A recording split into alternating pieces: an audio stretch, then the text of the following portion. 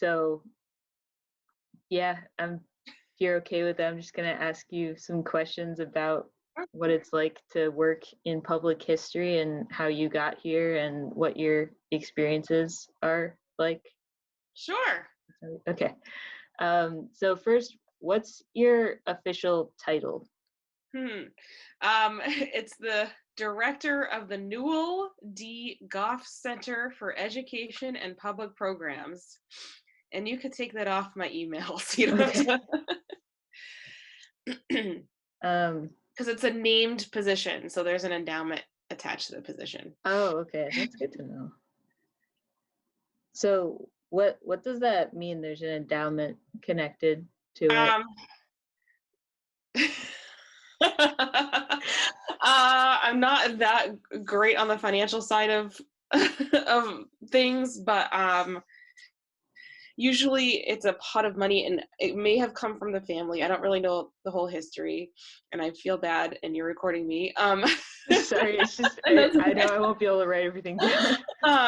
But the family, the money I think came from the family, and it's like a pot of money that was to put an education position together. Okay. At the Rhode Island Historical Society.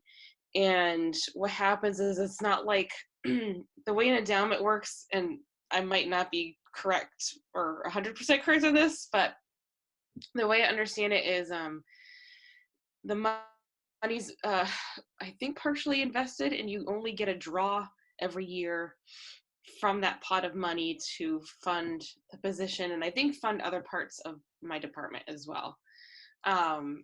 So it's not like, here's all the money, you spend it all at once. It's you're taking a little bit and the rest of it's sitting there, and when the market's good.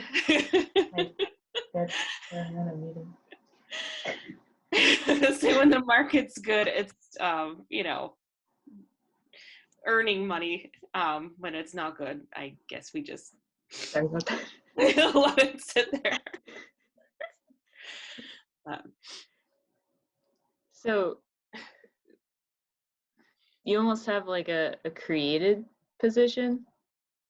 It was before my time, and I think 2011 or 2012. I'm not quite sure exactly. So predecessor's predecessor was the first. Okay.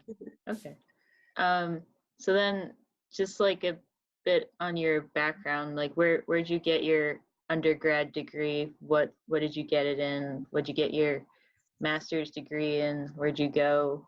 Like that educational background, I guess. Yeah. So I grew up in Massachusetts. So I ended up going to Boston University, and I was interested in archaeology. So that's what I went in for as a major.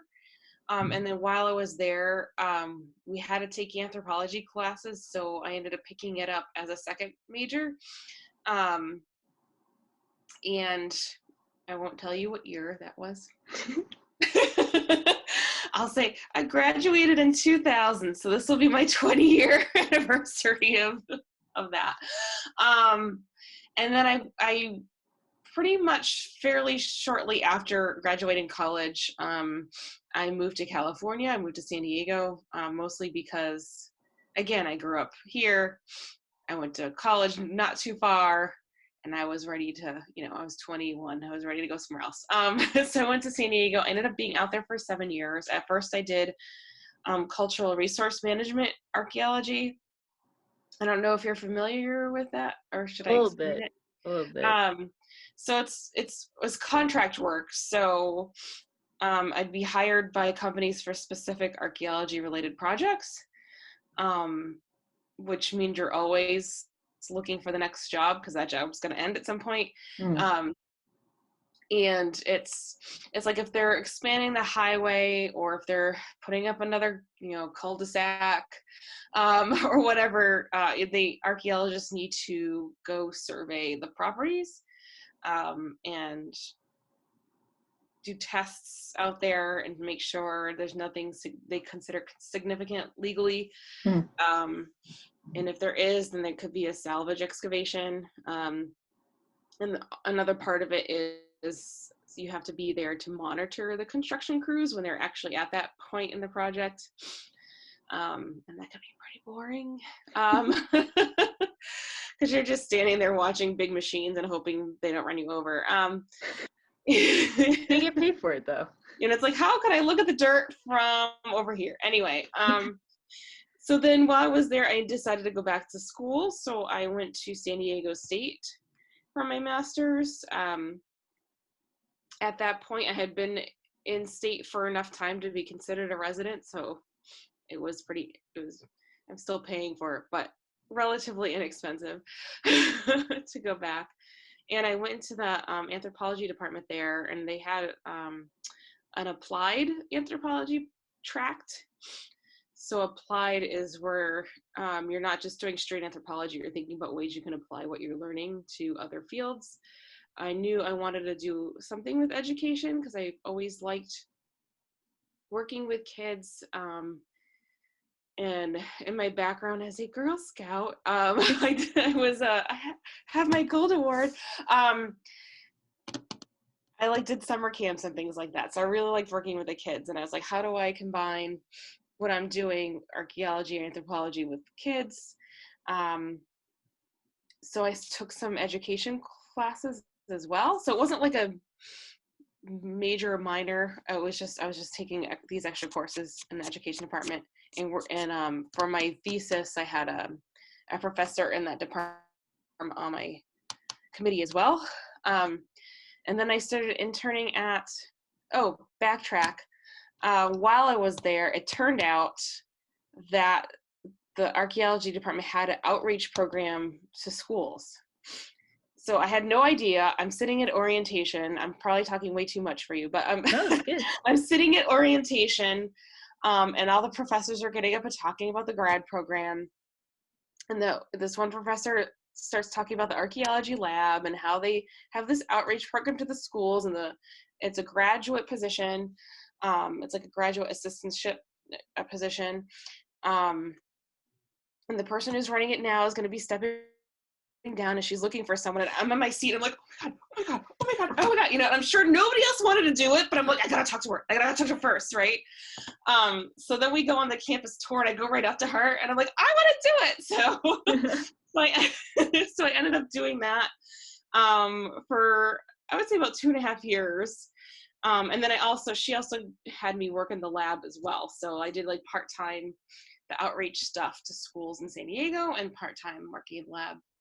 And then as I was winding up my graduate work, I did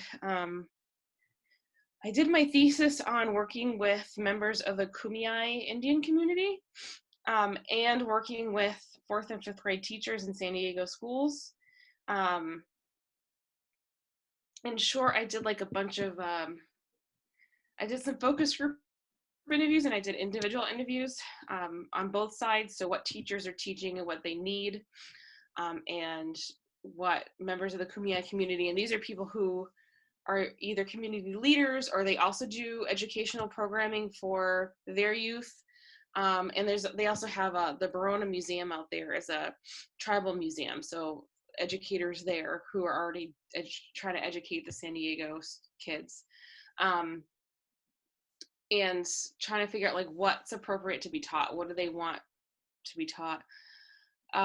So I put together an outreach kit based on that, and some curriculum materials. And then I went back and had the teachers review it and had the Kumeyaay people review it, and then made some changes to it and then put that out there. So I'm not sure what the status of the kit is now, because that was 2005.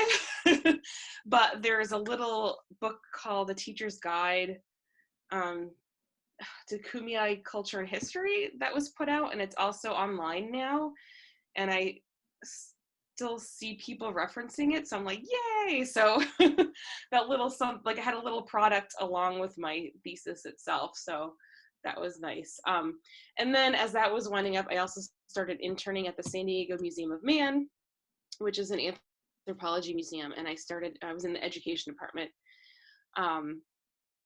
And similarly, I was like, I'm not gonna be able to be hired because they have a full crew. And then right before I was graduating, somebody left, And so they hired me right in. And it was a part-time position. And then I was there for a little bit, and the full-time person was about to leave. And so they trained me to take his position when he left. So then I kind of like very, very lucky right out of grad school, kind of moved right in to working there. And I was there, I think, as an employee for a little over 2 years, but working with them through the internship, I think it maybe ended up being about 4 years total. And then I ended up finding an open position at the Haffenreffer Museum at Brown University. And again, since then my family had moved from Massachusetts to Rhode Island. And I was like, oh, should I go home? And they said the job posting said they're looking for a master's or a PhD. And I was like, oh, they're not going to want me. I'm only a master's, right? But then I got it.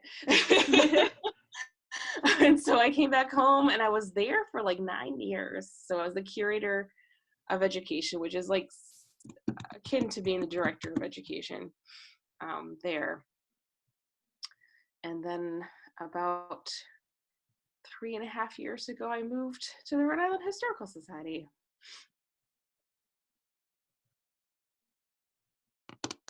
In the current position I'm in. So with your current position, like, how does your specific job contribute to like the Rhode Island Historical Society as a whole? So yeah, so even though I know you've met me at the John Brown House Museum and my office is there, in my department, there are a couple people who are like, do visitor services for the John Brown House, but then otherwise, so I do a lot of work there. But otherwise, it's really what I do is not relegated to just the history of the John Brown House. So I would say like just this, like January, I finished up a 3-year-long project on putting together materials about the civil rights era in Rhode Island. So African-American civil rights in Rhode Island. I'm working on Encompass, which is our online digital textbook, and there's all, which you know about, and there's all different, chapters of all different topics and time periods there. Also in my department is somebody whose job is to do outreach or manage outreach. So she's working on, her biggest thing is National History Day. Oh yeah. Yeah. So she's the Rhode Island coordinator for National History Day. So again, that's not like, it's not John Brown House specific. It kind of goes outside the walls of that. And then we have things in our collections that expand place and expand time within Rhode Island that we hope to get out more in different ways. So some of it's through this kind of curriculum or teacher workshops or other projects that come up.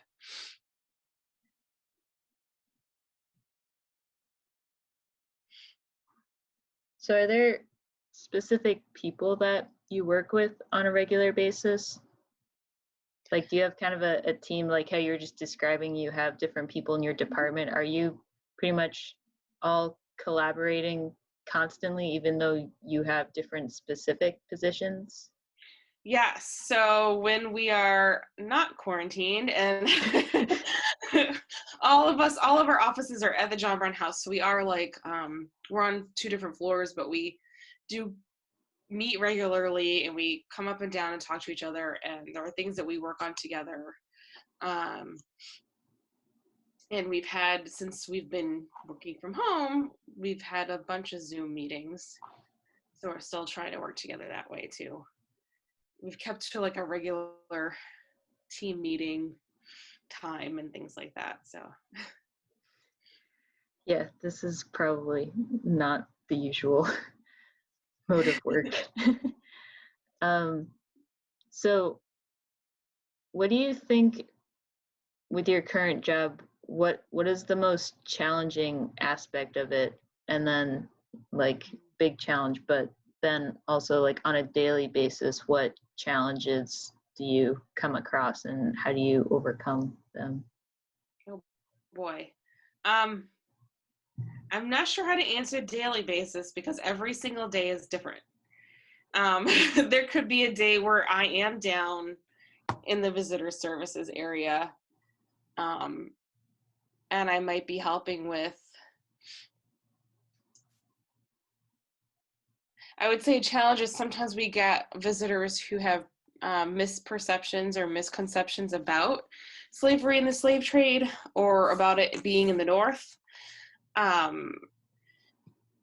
So sometimes I'm the one leading the tour. Sometimes I'm in the admissions area, and I see someone bring in some of these ideas that are not correct.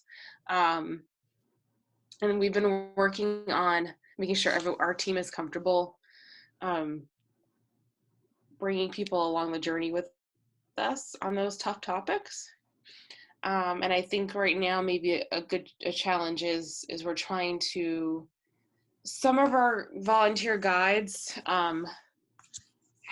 came to us. I mean, we have guides that have been volunteering for us for like 20 or 30 years. And when they started, we pretty much interpreted the house as decorative arts. And now it's social history and making sure we're discussing these difficult topics. And I think some guides are able to switch that and come along with us when we train. And some guides are still a little uncomfortable and unsure. We did have a couple guides leave because they were uncomfortable talking about those topics. So I think the challenge is we have a vision of where we want to, or of where we want to be, and then trying to bring volunteers along with us, and realizing, I think there was a point, where we had to decide, well, we've had these guides for 20 years, they've devoted so much time to us. Is it right that we're making them switch? And we had to decide, yes, this is where we need the museum to go. It has to go this direction. So they have to come along with us. And if they are uncomfortable, then it might be time for them to step down, which is hard because these are people, I highly respect. They've been devoting hours and hours of their time to the museum.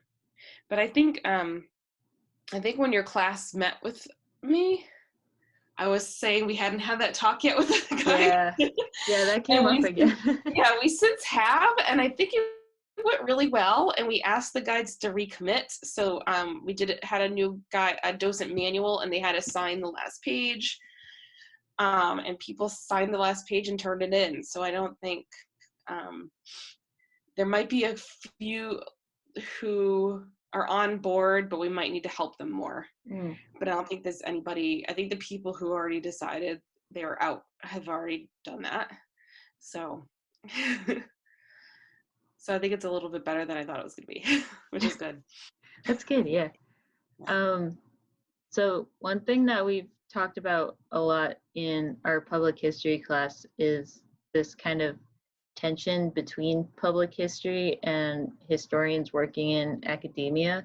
Mm-hmm. So do you feel that tension in your position? And like, do you consider yourself a public historian or a historian who works with the public, or how do you see yourself fitting into that?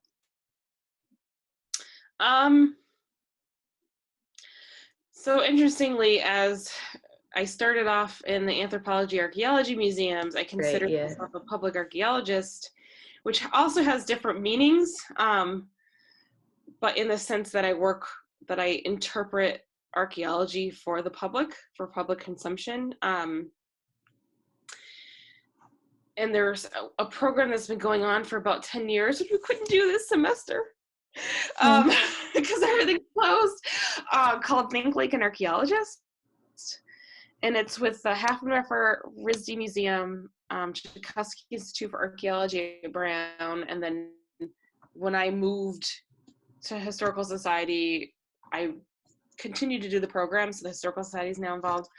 It's like a 6th grade Providence Public School archaeology program. And some of the point of it is having some of the Brown graduate students and even undergrads who are learning, especially the grad students who are learning like the academic speak of how to talk about archaeology, are working with us on this school program. So they're kind of learning themselves how to switch that high level jargony, way of talking about things to a way that a 6th grader couldn't get it. So I feel like that's always been my forte, as I take these complicated things and I try to explain it in a way that kids can understand, and try to make it something that they want to learn about. So I think switching, now that I'm in head of Historical Society, I think I consider myself a public historian in that way, which may be similar to a historian for the public. So keeping in mind, I didn't take public history courses, and I wasn't in a public history program, I might be defining it not the way it's actually defined in academia. There is like no concrete definition. We spent like an entire class talking about, we read like a few things, and some people say this, some people say that, but a bunch of people are just like, there's no way to define it. Like, why okay, good, that I'm not like totally off, right? No. No, it's like very broad, and there's a lot of people who work in public history who don't even have anything really to do with history, so it's just like it's a concept. So what is your favorite part of your job, and what do you find to be the most rewarding? My favorite part is that every day is different, like what I said before, and I like that. Although now with this, I'm doing a lot of computer work. But typically I might have days where I'm doing a lot of computer work, but then I might have other days where there's a lot of tour groups or school groups coming in, and so I get to get up and go teach. Or there's somebody doing something in the museum, and I get to go, do those things. So it's not always staring at a screen.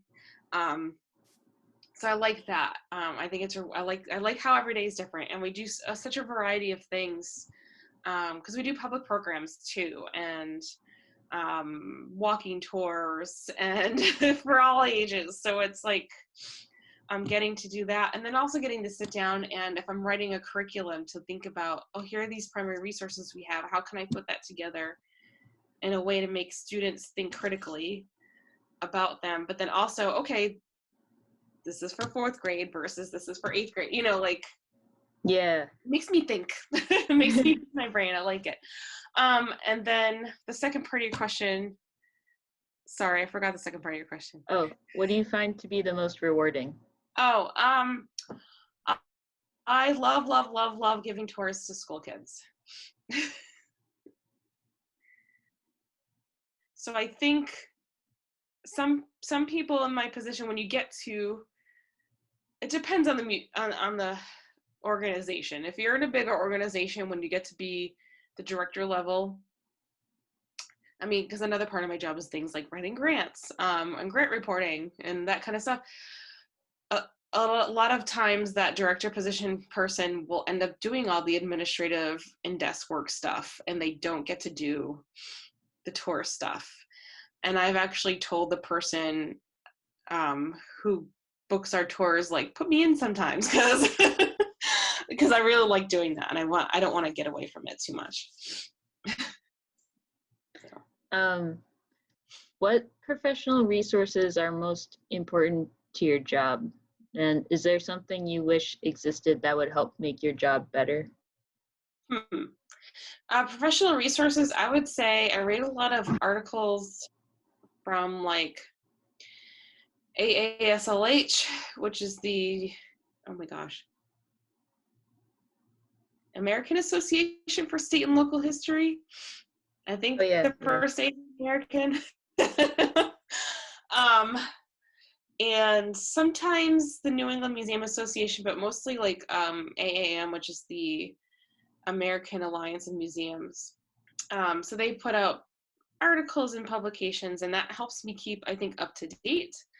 And I also working with student interns that are in college because they're learning the new stuff. You know, again, I've been up for a very long time. So sometimes I hear the new stuff from the students who are in it. So I think that's a source of information for me too, even is just working with them. What do I wish we had? An endless supply of money for funding. Yeah, I'm gonna say I do wish I had more staff, or there's a position that's still part-time I wish could be full-time, and I wish I could offer my staff more money. But being in a nonprofit, you know, I don't have control, and now with the market crashing, who knows? Yeah. So I think that's the hardest, because I think people, like, I really value people, and I would like to be able to offer more. And, you know, even just thinking about, we still have our volunteer guides. One of the, it might be something your class discussed too, like one of the big things out there now in the museum field is trying to pay for your guides. Like, don't have any volunteer positions, pay all the interns and pay all the guides, which is something we cannot do a position or two. And one of the big reasons for that discussion is because our field is still very white. And part of it is, or they say that the discussion that's out there is with unpaid internships or unpaid volunteer positions, there's only certain people in society who can afford to do that, because you're taking time to do something for free, and not everybody can do that. So there's a certain amount of privilege to be able to do that. And so the idea is, well, now if you have paid internships, you can open up that opportunity to a wider variety of people. Someone who will say, well, I have to take the grocery store job because I can't take a free internship, you know, but that helps professionalize it and professionalize it for a wider demographic of people, I think. So I would love to look into getting some grants to do at least a position or two that's paid, to try to entice folks who otherwise couldn't do it. So. How do you connect with other professionals in your field, like interactions, I guess, beyond the Rhode Island Historical Society? And how has that influenced the way you do the work you do, or has changed your perceptions? So we work with a lot of people in Rhode Island, especially like the Rhode Island Council for the Humanities, the John Nicholas Brown Center, some of the folks there. We see a lot. People at Providence Public Library, just I would say other professionals just all around, other nonprofit humanities professionals. We have, some of us work together for various projects, or we meet together for various reasons. And I knew a lot of the people when I was at Half River, but I think now that I'm at Rhode Island Historical, I'm really expanded the number of connections I have in Rhode Island. And then outside of that, I used to go to NEMA conferences. And I met a lot of people through that, and I just haven't been in a long time. So I still have some connections from people from when I met a long time ago. I still talk to them, but I need to go back out there, I guess. So. And then, Last question. What advice would you give to students interested in pursuing careers in your field, and what do you wish that you knew as a student? My advice is always counter to what I just talked about a moment ago is intern, be an intern. Again, I was able to be an intern when I was in grad school at, like I said, the San Diego Museum of Man. And then they hired me right away. So I always say intern. And I've hired, like in my career, I've hired people who have interned for me when they were ready for that. I mean, it's just that, you know, the person, when the resumes come through, you might get a bunch of resumes of people you don't know. And then you're like, oh, I know that person. She interned with us a year ago. Or sometimes if something comes up and you know a former intern's just graduated and looking for something, you send things their way. So I think that's the most important thing to do. And again, I forgot the second part of your question again. I'm sorry. What do you wish that you knew when you were a student? As an undergrad or a grad? Either or both. I think as an undergrad, I feel like I didn't take advantage of a lot of things when I was undergrad. I was kind of shy, and I didn't really get to know my professors that well. So maybe one, like now that I think, like I'm thinking back, it's my 20-year anniversary and I have no need to go back because I don't know anybody there. You know what I mean? Yeah. I would say get to know your professors a little more. When you're in grad school, that happens automatically, I think. But undergrad, it might be, I don't know what it's like at PC, but BU is huge. I mean, there were like 6,000 undergrads. And like I was in classes with like 400 people. So. Oh, wow. Yeah. Yeah, we don't have that. Yeah. So, not my anthropology classes, but like the early general classes. Yeah. So it might be different at PC, but like I really wish I had gotten to know some professors more. And they had jobs in the archaeology department, but they were work study jobs, and I didn't have work study, so I couldn't do them.